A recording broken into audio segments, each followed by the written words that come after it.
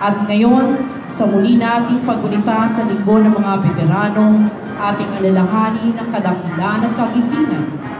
Ang ating mga ninuno para sa kanilang mga pamanang iniwan at iiwan. Ang kanilang sakripisyo at hirap para sa pagmamahal sa inyong bayan ay hindi matatawaran. Ito rin ay nagbibigay aral sa ating lahat na maging handa upang maisanggalang kalayaan at kapayapaan, gayon din ang demokrasya sa lahat ng oras. Sa ating mga veterano, kayo'y nagsisilbing muog at halik na nagpapatibay sa kakayahan, kagalingan at kagitingan ng ating mga kawal Pilipino. Kayo ay aming inspirasyon. Sa inyo'y taus-pusong pasasalamat ang aming ipinahahagi. Isang pagpupugay sa ating mga Pilipinong veterano.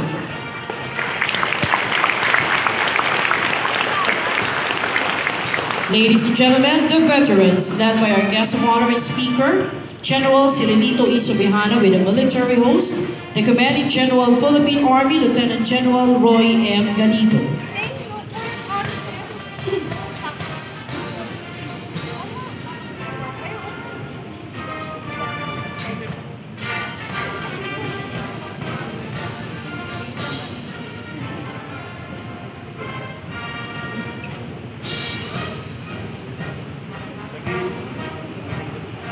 We have Undersecretary Pablo M. Lorenzo,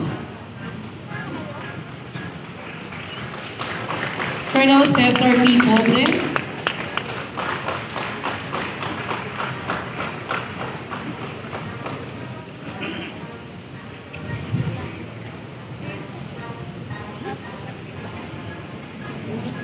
Undersecretary Reynaldo